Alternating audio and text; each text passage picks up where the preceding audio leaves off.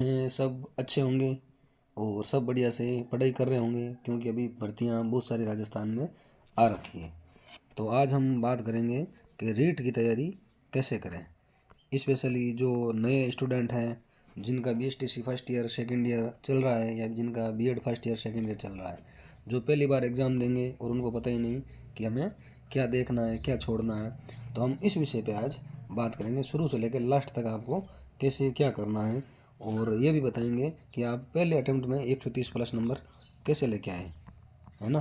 तो आपको ध्यान से सुनना है बढ़िया से, और चीज़ें समझ में आए तो उनको मानना है, अगर नहीं आए तो उनको इग्नोर कर देना है, ठीक है। तो शुरू कर रहे हैं रीट। तो सबसे पहले तो आपको रीट का क्या है, सिलेबस देखना है। सिलेबस सिलेबस का एक एक बिंदु आपको पता होना चाहिए कि अपने सिलेबस में, मान लो आपके सिलेबस में लिख रखा है, जैसे मैं कोई भी टॉपिक ले लेता हूँ कि आपके सिलेबस में ये दे रखा है, चार विज्ञान मतलब मनोविज्ञान में से जैसे कोहलर दे रखा है और पियाजे दे रखा है, तो आपको कोहलर और पियाजे को ही पढ़ना है। इसके अलावा आपको हल स्किनर की तरफ नहीं जाना है। होंगे ये सिलेबस में, लेकिन मैं आपको एग्जाम्पल दे रहा हूँ। तो आपको सिलेबस पूरा याद होना चाहिए, जो सिलेबस में दे रखा है वही पढ़ना है, क्योंकि ये सिलेबस ही आपका रास्ता है, सीढ़ियाँ हैं, इन्हीं से ही आपको गुजर के रीट को पार करना है। क्योंकि हम कई बार इतना पढ़ लेते हैं जिनका सिलेबस से कोई लेना देना नहीं होता है। तो सबसे पहले आपको सिलेबस की तरफ ध्यान देना, फिर पढ़ाई शुरू करनी है। और ये भी अगर शुरू करनी है तो कैसे करोगे, रीट के जो पुराने पेपर हो रखे हैं, रीट के जो पुराने पेपर हो रखे हैं 2022 से 2011 से लेके 22 तक, 11 सालों में जितने भी रीट के पेपर हुए हैं, 7-8 पेपर हुए हैं करीबन, उन सारे पेपरों को देखना है। और कोई भी आप टॉपिक पढ़ो, जैसे आप पढ़ रहे हो पहला टॉपिक व्यक्तित्व, मान लो व्यक्तित्व आप टॉपिक पढ़ रहे हो, तो व्यक्तित्व टॉपिक पढ़ने से पहले आपको पर्सनैलिटी के जो क्वेश्चन आ रखे हैं, यानी रीट में जो क्वेश्चन पूछ रखे हैं, वो क्वेश्चन आपको देखने हैं। क्योंकि नहीं तो आपको पता ही नहीं चलेगा, व्यक्तित्व में पता नहीं कौन कौन सी चीज़ें याद कर लोगे। तो इसे ही स्मार्ट स्टडी कहते हैं। तो पहले आपको इसमें से क्वेश्चन देखना है कि भाई पर्सनैलिटी से ये क्वेश्चन पूछा है, ये पूछा है, ये पूछा है, और 11 में ये पूछा है तो 12 में ये पूछ लिया, 18 में ये पूछ लिया, 21 में ये पूछा है। तो मतलब एग्जामिनर आगे बढ़ रहा है या पीछे हट रहा है, मतलब क्वेश्चन का लेवल बढ़ रहा है घट रहा है। तो मेरा कहूँ तो क्वेश्चन का लेवल घट रहा है, बढ़ नहीं रहा है, ठीक है। तो ये भी आपको देखना है। फिर आपको पढ़ना है वापस क्या, वो पर्सनैलिटी टॉपिक। पर्सनैलिटी टॉपिक पढ़ लिया, फिर वापस वही क्वेश्चन आपको सोल्व करना है। क्यों, क्योंकि अगर आपने मान लो क्वेश्चन देखें, फिर आपने पर्सनैलिटी टॉपिक पढ़ा है, और उसके बाद भी अगर आपसे क्वेश्चन सही नहीं हो रहे हैं, तो आपको अपनी पाठ्य सामग्री बदलने की ज़रूरत है। क्योंकि जो बुक या जो किताब या जो राइटर आज तक 2022 तक जितने पेपर हो रखे हैं, 2022 तक जितने पेपर हो रखे हैं, वो भी उनके कंटेंट में नहीं है, वो भी क्या है, उनके कंटेंट में नहीं है। तो क्या गारंटी 2025 वाले या 24 वाले रीट में उनमें से क्वेश्चन आ जाए, ठीक है ना। भाई जो भूत में हो चुका है, अगर वो भी किसी कंटेंट में नहीं मिल रहा है, तो क्या गारंटी 2025 वाले रीट में उसके कंटेंट से क्वेश्चन आ जाए। तो हमें ऐसे कंटेंट पे भरोसा कम करना है, और उसी कंटेंट पे भरोसा करना है जो कम से कम 2022 तक के पेपरों के क्वेश्चन के आंसर हमें उनके कंटेंट से मिल जाए। अगर वहीं नहीं मिलेगा तो बाकी तो आप खुद समझदार हो, है ना। तो ऐसे आपको ये चीज़ें देखनी है। अब हम बात करेंगे कि पढ़ना कैसे है। देखो मैं मेरा शेड्यूल बता दूं, तो मेरा रीट 2021 वाला मैंने रीट दिया था पहली बार में, ठीक है। तो 21 वाले रीट में मेरे 135 नंबर आए थे। कितने आए थे, 135 नंबर। पहला अटैम्प्ट ही था मेरा, ऐसा नहीं कि दूसरा चौथा पाँचवा था, 135 आए थे। 22 वाला दिया था, क्योंकि 22 वाले के साथ मेरा क्या दूसरी की तैयारी चल रही थी, तो मेरा 130 नंबर थे, ठीक है। तो ये नंबर थे। और बाकी आपको तो 90 नंबर लाना है भाई, कोई भी कैटेगरी में हो, कोई जनरल हो, ओबीसी हो, एससी एसटी, तो कुछ भी हो, आपको ये नहीं सोचना है, आपको तो 90 नंबर कम से कम लेके ही आना है। क्योंकि 90 नंबर से क्या आपके फर्स्ट डिवीज़न वाला मामला हो जाएगा, और आपके क्या हो जाएगा 60% से ऊपर बन जाएंगे, तो कोई दिक्कत नहीं रहेगी, क्योंकि ये पात्रता परीक्षा है।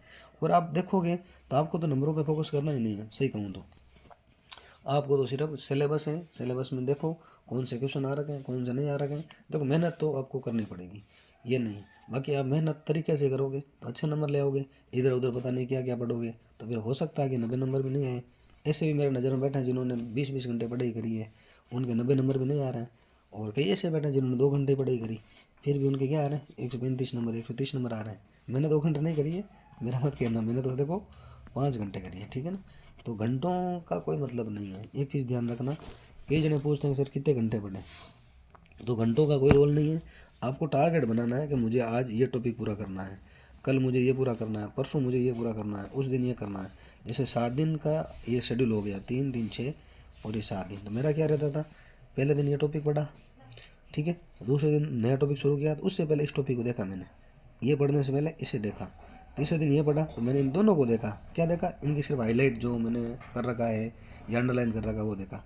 चौथे दिन ये पढ़ा तो इन तीनों को देखा, फिर ये पढ़ा तो इन सब को देखा, हाईलाइट वाली चीज़ें, पूरा नहीं पढ़ा।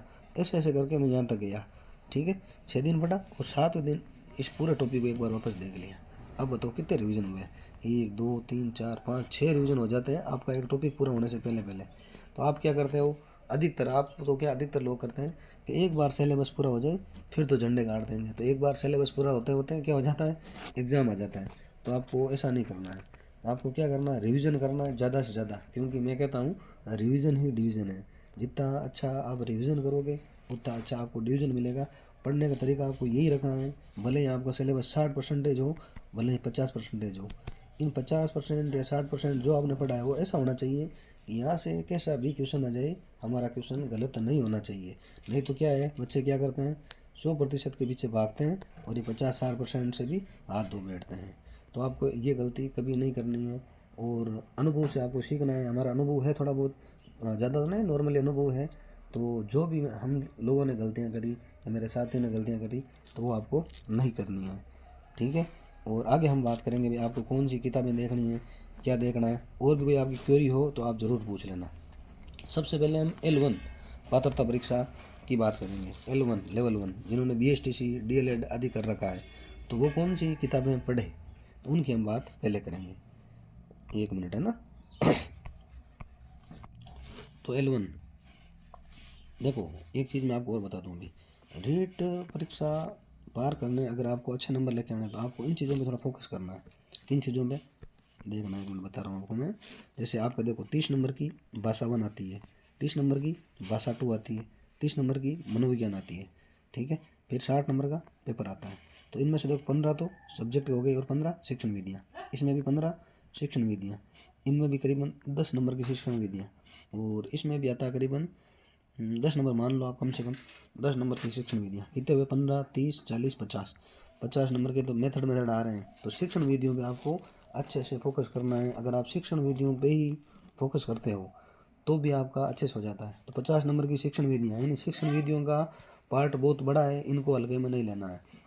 कौन सा पढ़ना है, क्या पढ़ना है, वो भी हम अभी बात करेंगे। तो शिक्षण विधियाँ हो गई, फिर 15 नंबर हिंदी में आप ले आओगे और 15 नंबर संस्कृत में भी आप ले आओगे और 15 नंबर आप साइकोलॉजी के। 15 देखो, 15 30 45 तो कितने होते हैं, 95 होते हैं। मान लो आप इसमें से 85 भी लेके आते हो, कितने 85, 10 नंबर उड़ा दो, 10 गलत हो जाते हैं, नहीं करते। तो 85 नंबर ये हो गए और पीछे बचे 50। 50 में से आपका सब्जेक्ट कितना भी गया गुजरा होगा ना, कितना भी गया गुजरा तो भी आप 40 नंबर ले आ जाओगे, ठीक है। 85 और 40 कितने होते हैं, 125 नंबर होते हैं। तो टारगेट ऐसे बनाना है आपको, क्या सिलेबस अपने हिसाब से सेट करना है। शिक्षण विधियाँ अलग सेट कर दो, भाषा 1 अलग सेट कर दो, भाषा 2 अलग सेट कर दो और मनोविज्ञान अलग सेट कर दो। तो वैसे करके आप करोगे तो आप आराम से भी करते हो ना, तो वह आपके 125 नंबर आ ही जाते हैं। तो टीचिंग मेथड पे आपको बढ़िया से फोकस करना है, क्योंकि टीचिंग मेथड से बहुत सारे क्वेश्चन आते हैं, ठीक है। तो ये चीज़ समझ में आई होगी मेरे हिसाब से। तो वापस बता देता हूँ, 30 की भाषा 1, 30 की भाषा 2, 30 की मनोविज्ञान और 60 नंबर का सब्जेक्ट आता है, ठीक है। जिनमें से 15 भाषा फर्स्ट में से टीचिंग मेथड आएंगे, 15 भाषा 2 से और 10 नंबर मनोविज्ञान से और 10 नंबर सब्जेक्ट से, ठीक है। तो 15 दूना 30 40 50 नंबर ये हो गए, ठीक है। और इनके हो गए कितने, 90 नंबर, जिनमें से आप 85 नंबर जोड़ लो, ज़्यादा नहीं तो इतना तो मान लो आप ले ही आते हो, क्योंकि इतना हार्ड कुछ नहीं पूछा जाता, नॉर्मल से ही पूछा जाता है। हम क्या है कि हार्ड चीज़ों को बना देते हैं, एक्चुअल में हार्ड होता नहीं है।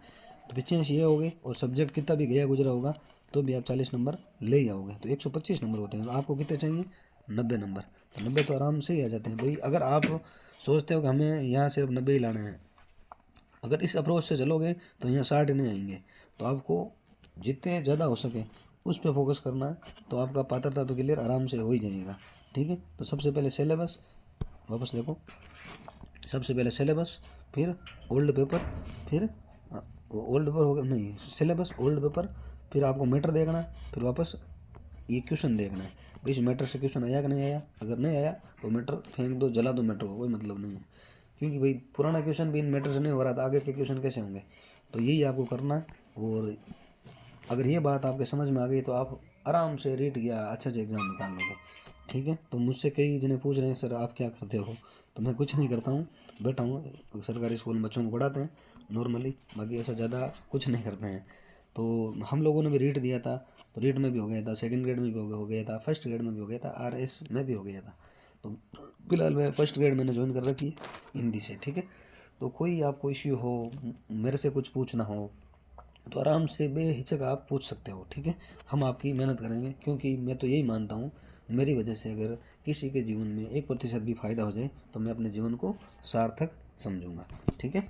तो अब हम बात करते हैं बुक लिस्ट की। रीट लेवल 1 की बुक लिस्ट। सबसे पहले आपको मनोविज्ञान आता है। क्या आता है? मनोविज्ञान। तो मनोविज्ञान के लिए पीडी पाठक की ये किताब आती है, शानदार किताब है। आपको देखो, कोचिंग तो मैं किसी को कहूँगा ही नहीं कि आपको कोचिंग करनी है, कि कोचिंग से ऐसा कुछ नहीं होता है। कोचिंग वो वाली चीज़ है, अगर आप नहीं करोगे ना तो क्या लास्ट में नहीं होगा ना, तो आप सोचोगे काश कोचिंग कर लेता। ठीक है। और जिन्होंने कर ली वो क्या सोचेगा एग्ज़ाम देने के बाद कि काश कोचिंग नहीं करी होती। तो ये चीज़ ऐसी है, तो इस पे आपको इतना ध्यान नहीं देना। आपको जचे तो कर लो, नहीं तो कोई बात नहीं। अगर मेरे हिसाब से अगर मुझसे पूछो तो कोई मतलब नहीं है, रीट जैसे एग्ज़ाम के लिए कोचिंग कतई ज़रूरी नहीं है। ठीक है। तो मनोविज्ञान के लिए एक पीडी पाठक की किताब आती है, अच्छी किताब है, आप इसे पढ़ सकते हो। अगर आप ये नहीं पढ़ते हो तो आपको 11th-12th की एनसीईआरटी अनिवार्य रूप से पढ़नी है, क्योंकि सीधे क्वेश्चन यहाँ से आएंगे। ये मैं लिख के दे सकता हूँ, आप नोट कर लो लाल पेन से। कौन से पेन से? लाल पेन से। पीडी पाठक है तो ठीक है, नहीं तो 11th-12th की एनसीईआरटी आपको अनिवार्य रूप से पढ़ना है। और इसके साथ साथ थोड़ा के वंदना जादौन की आप देख लेना, ठीक आती है ये किताबें, क्योंकि मैं इनसे पर्सनली पढ़ा हूँ एक बार, 10 एक दिन ही पढ़ा, ज़्यादा तो नहीं पढ़ा। बाकी ठीक है ये मैडम, बाकी का मुझे पता नहीं। आजकल खूब है साइकोलॉजी के, क्योंकि हर सब्जेक्ट के टीचर सर्च करोगे तो खूब सारे मिल जाएंगे। तो मेरे हिसाब से इनसे बेस्ट आपको कोई टीचर नहीं मिलेगा, भले ही कोई किसी का के मैं तो कह सकता हूँ, क्योंकि मेरे 2021 वाले में से 30 राइट थे और 22 में मेरे 29 राइट थे। ठीक है ना, साइकोलॉजी की बात कर रहा हूँ मैं। तो आप इन्हें देख लेना साथ में, और दोनों में से एक देखना, पीडी पाठक या 11th-12th की एनसीईआरटी। तो मैं इसे ज़्यादा आपको इम्पोर्टेंस दूंगा, क्योंकि ये आप देखोगे तो इनसे क्या सीधे क्वेश्चन आते हैं, आराम से इनको पढ़ना है, एकदम नेचों मारवाड़ में कहा ना, एकदम नेचों पढ़ना है, तभी होगा। ठीक है। फिर शिक्षण विधियों का देखो मैटर बहुत बड़ा है, मतलब नंबर बहुत है इनके। तो आपको क्या करना है, या तो एस मंगल की किताब देख लेनी है, या फिर फर्स्ट रैंक पब्लिकेशन की, मिश्रा मैंने गलती से लिख दी, तो फर्स्ट रैंक पब्लिकेशन की किताबें आती है। कौन सी? First rank publication. शिक्षण विधियों की अच्छी किताबें हैं, छोटी सी किताब आती है, ज़्यादा बड़ी वाली मत लाना, छोटी वाली किताब ले आना, तो उनसे क्या अच्छे क्वेश्चन आते हैं, सीधे पूरे क्वेश्चन मिल जाएंगे। देखो ये मैं गाइड इसलिए बताता हूँ, वैसे मैं गाइड सजेस्ट तो नहीं करता, क्योंकि बस बड़ी बड़ी किताबें आप लाओगे इनके लिए फिर क्या आप पढ़ नहीं पाओगे, तो इसलिए मैं छोटी छोटी बता रहा हूँ। तो देखो साइकोलॉजी हो गई, शिक्षण विधियाँ, इस मंगल, ठीक है, और फिर फर्स्ट रैंक पब्लिकेशन की, दोनों में से एक ले लेनी है। अगर आप पूछो दोनों में से कौन सी लूँ, तो मैं कहूँगा फर्स्ट रैंक पब्लिकेशन लो, इस मंगल वाली आपकी समझ में नहीं आएगी, थोड़ी वो क्या ज़्यादा है। बाकी तो आप चाह रहे हो कि हम पढ़ लेंगे तो आप भले ही ले आओ, कोई दिक्कत नहीं है। फिर आते हैं भाषा फर्स्ट। भाषा फर्स्ट मेरे हिसाब से सब हिंदी रखेंगे, तो हिंदी के लिए आपको सोहनदान चारण वाली किताब ले लेनी है, जो 2012 में चलती थी। अभी एक नई आई है इनकी, वो नहीं लेनी है। अभी जो नई आई है वो नहीं लेनी है, क्योंकि वो सही नहीं है। जो पुरानी किताब इनकी माध्यमिक शिक्षा बोर्ड में चलती थी वो अच्छी किताब है, शानदार किताब है। जो 15 ग्रामर के क्वेश्चन आएंगे ना, पूरे के पूरे इस किताब में से मिल जाएंगे। और इस किताब की पीडीएफ मेरे ग्रुप में मैंने भेज रखी है, फिर भी मैं अपने टेलीग्राम ग्रुप में भेज दूंगा, और सारी किताबें भी आपको टेलीग्राम ग्रुप में मिल ही जाएगी, क्योंकि सब मैंने पीडीएफ भेज रखी है, आप उनका प्रिंट ले सकते हो, सब चीज़ें मिलती है। तो 2012-13 वाली हिंदी के लिए आपको देखनी है। ठीक है।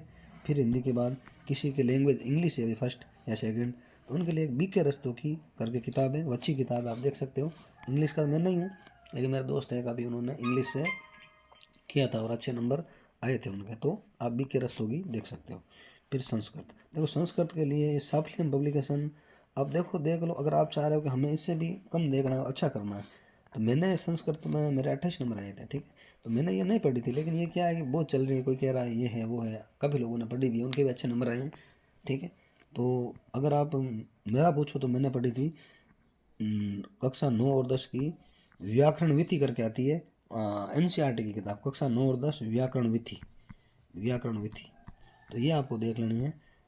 संस्कृत के लिए सीधी किताब है, एकदम सोमनाथ चारण जैसी किताब है, और इसमें से आपको सारे क्वेश्चन मिल ही जाएंगे करीब करीब। एक दो क्वेश्चन की मैं बात नहीं करूँगा, बाकी ये छोटी किताब है, ये बड़ी किताब है भाई, इनमें से पूरे मिल रहे हैं, इनमें से एक आध नहीं मिल रहा तो क्या फ़र्क पड़ रहा है। तो मेरे हिसाब से आपको व्याकरण विधि देखनी है, अच्छी रहेगी, छोटी किताब है, ऐसे समझ में आएगी। आप सोचोगे यार हम तो संस्कृत को ऐसे ही मान रहे थे, पता नहीं क्या होगा क्या नहीं होगा, एकदम इजी वे में अच्छी किताब है। आप इस किताब को मेरे हिसाब से ज़रूर पढ़ना, व्याकरण विधि कक्षा 9 और 10 NCERT की आती है। अगर किसी को चाहिए PDF तो PDF मेरे पास पड़ी है, मैं अवेलेबल करवा दूंगा। फिर L1 में गणित आती है। तो गणित के लिए आपको क्या करना है, 1 से 10 तक की बुक्स में जो मैथ्स है ना, तो आप ऐसा करना 1 से 8 तक देख लेना, 10 तक तो भले मत जाना। 1 से 8 तक की मैथ्स की बुक है वो देख लेना, उनमें कौन से चैप्टर दे रखे हैं जो आपके सिलेबस में, वो देख लेना, आपका बेड़ा पार हो जाएगा। इससे ज़्यादा नहीं देखना है। अगर टाइम मिले आपको तो 9-10 भी एक बार सरसरी नज़र से देख लेंगे, ठीक है। फिर पर्यावरण, पर्यावरण में भी आपको क्या करना है, पर्यावरण में आपको 1 से 8 तक ही देखना है। भाई आप बोलोगे 8 में तो पर्यावरण आती नहीं, तो इसके लिए आपको सामाजिक विज्ञान की किताब चलती है ना, उसमें कुछ चैप्टर हैं पर्यावरण से संबंधित, वो चैप्टर जरूर देखें। टाइम मिले तो 9-10 देखो। 1 से 10 मैंने क्यों बोला, क्योंकि अभी तीसरी क्लास की किताब से एक बावड़ी का नाम पूछा था, तीसरी क्लास की किताब में था लेकिन कहीं और था ही नहीं, तो इसलिए मैंने 1 से 10 बोल दिया। तो पहले की किताब में क्या आपको 2 फैक्ट मिले, उतार लो आप, तो एक दिन में फ्री कर दो इसको, 1 घंटे में फ्री कर दो पहले की किताब को। वे अच्छे फैक्ट मिले जो आपको आते नहीं, वो आप कहीं रफ में लिख लो, ठीक है। तो ये आपको देखनी है। फिर क्या करना आपको, मतलब 2011 से लेकर 22 तक के ओल्ड पेपर का क्या करना है, एनालिसिस करना है। अब एनालिसिस कैसे करें भाई, एनालिसिस ऐसे करना है जैसे कोई क्वेश्चन आ जाए, राजस्थान की राजधानी कहाँ है, ऑप्शन ए आ जाए जयपुर, ऑप्शन बी आ जाए जोधपुर, ऑप्शन सी आ जाए अलवर, ऑप्शन डी आ जाए दौसा। तो उत्तर तो जयपुर है सही इसका, ठीक है। लेकिन आपको सोचना है कि एग्जामिनर ने यहाँ जोधपुरी क्यों दिया, झालावाड़ क्यों नहीं दिया, यहाँ कोटा ही क्यों दिया, मतलब उदयपुरी क्यों दिया, कोटा क्यों नहीं दिया। तो ये तो मैंने एग्जाम्पल दिया है। तो आपके मतलब ऑप्शन करीबी ऑप्शन आएंगे जिसमें आप स्टूडेंट या आप कन्फ्यूज हो, तो आपको सोचना है कि एग्जामिनर ने ऐसा ही क्यों किया। अगर आप ये चीज़ कर लोगे ना तो समझ लो आपकी तैयारी अच्छे से होगी। भले ही आप डेली के 10 क्वेश्चन में मेहनत करो, 10 क्वेश्चन में भले ही 2 घंटे लगो एनालिसिस में, तो एनालिसिस ज़रूर करें, अनिवार्य रूप से करें। जब रिजल्ट आएगा ना तो आप मुझे याद करोगे कि कोई एक पागल आदमी था, यूट्यूब पे आया था, गलती से उनका वो लोगो देखा और हमने वीडियो देख लिया और हमें ये फ़ायदा मिला, इतना मैं कह सकता हूँ। तो ये आप ज़रूर करें। देखो सबसे पहले सिलेबस, फिर old paper analysis, old paper देखना है, फिर कंटेंट पढ़ना है, ठीक है। फिर वापस ओल्ड पेपर देखना है, सही नहीं हो तो वो कंटेंट जला देना है, ठीक है। और उसके बाद क्या करना है, नया कंटेंट लेना है जहाँ से क्वेश्चन आए, और उसके बाद क्या करना है आपको, तो ये ओल्ड पेपरों का एनालिसिस करना है। बड़ी बड़ी बात हमने यही करी है अभी तक, इसके अलावा हमने कोई बात नहीं करी है। और इतना डरना नहीं है, ऐसा कुछ रीट कोई बड़ा एग्जाम नहीं, छोटा सा एग्जाम है, हमने भी अभी दिया था, ज़्यादा टाइम नहीं हुआ, 21-22 वाला दिया है, उसके बाद ये यही है ना। तो ऐसा कुछ नहीं है, सब हवा बना रखी है लोगों ने। नॉर्मल सा छोटा सा एग्जाम है, आपको छोटी छोटी किताबें पढ़नी है, अच्छी किताबें पढ़नी है, और जो स्कूल में किताबें चल रही हैं ना उन किताबों को पे फोकस करना है। क्योंकि जब आप लग जाओगे तो आपको जाना कहाँ है, आपको स्कूल में जाना है, बच्चों को पढ़ाना है, तो आपको यही पढ़नी है। यूँ नहीं वो मैं ले आया बड़ी सी गाइड, वो ले आया ये ले आया, तो नहीं लानी है। गाइड हमेशा क्या करती है, मिस गाइड करती है। तो आपको मिस गाइड नहीं होना है, आपको सही ट्रैक पर चलते रहना है और अच्छे से सिलेक्शन लेना है। और फिर मिठाई का डब्बा ज़रूर लेके आना है, मैं कहीं दिख जाऊँ थोड़ा सा खिला देना, ठीक है। तो ये आपको ध्यान में रखना है। और इसके बाद हम बात करेंगे, वो अगर आप मेरे टेलीग्राम ग्रुप में ज्वाइन नहीं कर रखा ना आपने, तो आप चाहो तो मेरा टेलीग्राम ग्रुप ज्वाइन कर सकते हो। इसमें अब मैं टॉपिक वाइज सब चीज़ें शुरू करूँगा, पहले तो नहीं कर रखी थी, क्वेश्चन वगैरह भेज रहा था। फिर भी अगर किसी ने ज्वाइन नहीं कर रखा है तो टेलीग्राम पे जाना है और सर्च में लिखना है @AK जोधपुर बिना स्पेस दिए, और ये मेरा टेलीग्राम ग्रुप ज्वाइन करें। मेरे पास रिक्वेस्ट आएगी, मैं एक्सेप्ट करूँगा, आप ग्रुप में शामिल हो जाओगे और मेरे ग्रुप के मेंबर बन जाओगे, ठीक है। और यहाँ से भी आपको बहुत सारा फ़ायदा बेनिफिट पता नहीं क्या क्या मिलेगा, अच्छा ही मिलेगा, ठीक है। तो अब हम बात करें L2 की बुक लिस्ट। देखो मनोविज्ञान तो सबके कॉमन है, वही देखना है, बात कर ली, ठीक है। इसकी तो शिक्षण विधियाँ, ये फर्स्ट टाइम पब्लिकेशन बात कर ली हमने। फिर हिंदी के लिए सोमदान चारण देखनी है, पता है ये भी बात होगी अपने, ये भी पुरानी वाली है ना, नई वाली में। अंग्रेजी BK रस्तों की। और संस्कृत के लिए क्या देखनी है, वो व्याकरण विधि। ये देखो तो कोई बात नहीं, भले देख सकते हो, लेकिन व्याकरण विधि अच्छी रहेगी। और गणित, जिनके गणित है L2 में, तो उनको 6 से 10, 1 से 10 तो गलती से हो गया, 6 से 10 तक की मैथ्स की किताब देखनी है। L2 वालों को 6 से 10 तक देखनी है अनिवार्य रूप से। और यहाँ से सीधे क्वेश्चन टपकेंगे, आपको ऐसा लगेगा कि इन बुक्स को, इन किताबों को लेकर ही पेपर सेटर ने पेपर बनाए हैं। सोचोगे नहीं बनाते हैं यहीं से हैं, ये मैंने देखा है ना। आप देखना जब आपका सिलेबस आएगा ना, उसके नीचे लिखा रहेगा हर कोई स्टूडेंट उनको देखता नहीं है। सिलेबस अच्छे से पढ़ो, विज्ञापन अच्छे से पढ़ो, उसमें आपको ये सारी चीज़ें मिलेगी। पेपर कहाँ से बनेगा, पेपर का स्तर क्या रहेगा। तो आपको 6 से 10 की किताबें देखनी मैथ्स की। इसके अलावा आपको कहीं भी नहीं जाना, किधर भी नहीं जाना। कोई भी कुछ भी कहे, भले ही आपके पापा भी कहे ना कि नहीं नहीं वो गाइड पढ़ लो, तो आपको नहीं पढ़नी है। आपको सिलेक्शन लेना है, इससे हो जाएगा। देखो रिस्क लेनी पड़ेगी, आप रिस्क लो मेरे कहने से एक बार, फिर ना हो तो मुझे बताना। भाई आप पढ़ना आपको पड़ेगा, याद आपको करना पड़ेगा, क्वेश्चन सीधे आएंगे। ठीक है। फिर विज्ञान भी इनके साथ ही होता है ना, तो विज्ञान में आपको क्या करना, 6 से 10 तक की किताबें देखनी। विज्ञान के लिए भी 6 से 10 की किताबें देखनी है। ठीक है ना, 6 से 10 सीधे क्वेश्चन आएंगे। और उसके बाद एक ही बात है, क्या है, 2011 से 22 तक के ओल्ड पेपरों का एनालिसिस करना है। एनालिसिस कैसे करें, मैंने यूट्यूब पे करवा रखे हैं अभी तक हिंदी के, बाकी के मैं करवाऊँगा। और तो यूट्यूब का चैनल अपना वही है @AK Jodhpur, AK Jodhpur, JODHPUR। तो इस पे देख लेना एनालिसिस कैसे करना है। तो मैंने एनालिसिस करवा रखे हैं फिलहाल हिंदी के। एक क्वेश्चन आप समझ लेना कि एनालिसिस ऐसे होता है, तो समझ में आपको आ जाएगा। और कम पढ़े और पढ़े गए टॉपिक को बार बार पढ़े। ये तो बताइए, मैं कहता हूँ सबको कम पढ़ो, अच्छा पढ़ो और बार बार पढ़ो। कम पढ़ो कैसे, मतलब भले ही आप 50% पढ़ो, लेकिन उसे ऐसा पढ़ो कि वहाँ से क्वेश्चन गलत ना हो। इसका मतलब ये होता है कम पढ़ो अच्छा पढ़ो। ठीक है। और टेलीग्राम ग्रुप आप हमारा ज्वाइन कर सकते हो। भी थोड़ा थोड़ा प्रचार भी जरूरी है ना, तो ये भी कर लेना आप, है ना। अब रीट पात्रता परीक्षा L2 साइंस मतलब सामाजिक विज्ञान वालों की बुक लिस्ट। मनोविज्ञान एक ही है, शिक्षण विधियाँ वही है। ठीक है। First rank publication, Hindi Sugandhacharan, English BK Rastogi. और संस्कृत के लिए व्याकरण विधि देखना, ये देखो तो आपकी इच्छा है। और सामाजिक विज्ञान के लिए 6 से 10 तक की बुक देखनी है सामाजिक विज्ञान की। ठीक है। और 6 से 10 एक हमारा राजस्थान करके किताब चलती है, वो भी देख लेना। मेंस में बहुत ज़्यादा फायदा मिलेगा और इसमें भी मिलेगा। और 11th-12th की जो बुक है, जो पाठ्यक्रम है अपने बिंदु है ना, वो बिंदु वंशी देख ले, पूरी नहीं पढ़नी है। 6 से 10 तक तो पूरी पढ़नी है, क्योंकि कई बार लेसन का नाम कुछ है और अंदर से क्वेश्चन वंशी आ जाते हैं। क्योंकि छोटी छोटी चीज़ें दे रखी हैं बच्चों को समझाने के लिए, तो सीधे प्रश्न यहाँ से आते हैं। और 11th-12th से क्या करना है, जो पाठ्यक्रम बिंदु है वही देखना है। आप पूछो क्या आपने पढ़ी है, हाँ सर मैंने पढ़ी है इन किताबों को, तभी मेरा नंबर 135-130 नंबर आए हैं, नहीं तो नहीं आने हैं। गाइड पढ़ के मैं 90 नंबर ला सकता हूँ, इससे ज़्यादा नहीं ला सकता हूँ। और इतना क्यों करना है भाई, आप ही पढ़ोगे किताबें तो ये आपके आगे भी हेल्प करेगी। ये नहीं है कि पात्रता हो गई बस हमें पात्रता के लिए गाइड देख ले, ऐसा नहीं है। मेंस में भी हेल्प मिलेगी, आगे सेकंड ग्रेड फर्स्ट ग्रेड कोई भी तैयारी करोगे, RS की करोगे, तो भी क्वेश्चन यहीं से बनते हैं। तो इन पे आपको फोकस करना है। 11 से 22 तक के ओल्ड पेपर एनालिसिस करना है, और कम पढ़ना है, अच्छा पढ़ना है। और फर्स्ट बार में आपको क्या लेना है, सिलेक्शन लेना है, मैं तो यही कहूँगा। और जिनका नहीं हुआ, मेरे भाई बहन जो भी है, और दोस्त है, भाई है, बहन है, जो भी है, तो अगर उनका नहीं हुआ है तो इस बार उनको सिलेक्शन लेना ही लेना है। ठीक है ना। वो कहते हैं ना, सपने को पाने की चाहत मेहनत को अपना साथी बना लेती है। यानी सपनों को पाने की चाहत मेहनत को अपना साथी बना लेती है। तो आपको क्या करनी है, मेहनत करनी है, मेहनत करनी है। और मेहनत से डरना नहीं है बिल्कुल ही, बहुत ज़्यादा मेहनत करनी है आराम से। ये नहीं क्या मेहनत करने का मतलब 24 घंटे पढ़ते रहो। आप शुद्ध 5 घंटे पढ़ लेना, आप आराम से सिलेक्शन हो जाएगा, कोई दिक्कत नहीं। लेकिन 5 घंटे वो ऐसे हो कि आपने कुछ पढ़ा है, आपको लगे, आपका सर कह दे, आपका दिमाग कह दे कि हाँ इसमें आज कुछ नया आया है, तभी अच्छी मेहनत होती है। ठीक है ना। तो डरना नहीं है ना, आराम से पढ़ना है। डर के आगे जीत है, थोड़ा बहुत डर होता ही है सबको। और किसी किसी को लगता है कि मेरे से नहीं होगा, तो ऐसा कुछ नहीं है। आप बेफिक्र होकर पढ़ो। और जो पुराने मेरे साथी हैं वो सोच रहे हैं कि इस बार दें या ना दें, पढ़ाई छोड़ दें, ये कर दें, तो मैं आपको कहूँगा पढ़ाई वढ़ाई नहीं छोड़नी है। अगर आप पढ़ाई छोड़ दोगे तो लोग आपका गलत एग्जाम्पल देंगे। क्या देंगे, गलत एग्जाम्पल। अपने बच्चों को कहेंगे वो खूब पढ़ा था, उसका भी नहीं हुआ, तेरा क्या होगा। तो ऐसा गलत एग्जाम्पल अपने आप को सेट नहीं करना है। ठीक है। मेरे तो यही टारगेट था, भले मुझे 5 साल लग जाए, 10 साल लग जाए, लेकिन मुझे लगना है। अगर मैं नहीं लगा तो लोग कहेंगे वो खूब पढ़ा था, तो ऐसा नहीं करना है। गलत एग्जाम्पल तो सेट होने नहीं देना है, अच्छे से पढ़ना है। ठीक है। वो है ना, एक शायरी मुझे याद आ रही है, मंजिलें क्या है रास्ता क्या है, हौसला हो तो फासला क्या है। हौसला बनाए रखो तो फासला कुछ नहीं है, हौसला बनाए रखोगे तो बहुत कुछ हो जाएगा। और आराम से आपको पढ़ना है। और कोई आपको कुछ बताना हो कैसे क्या करना है, तो आप मुझे पर्सनल भी मैसेज करके पूछ सकते हो, कोई दिक्कत वाली बात नहीं है। और तो क्या कहें, सारी बातें हमने कर ली हैं। और कुछ पंक्तियों के साथ मैं अपनी बात यहीं ख़त्म करूँगा आज। और जल्द ही हम नए टॉपिक्स पे बात करेंगे।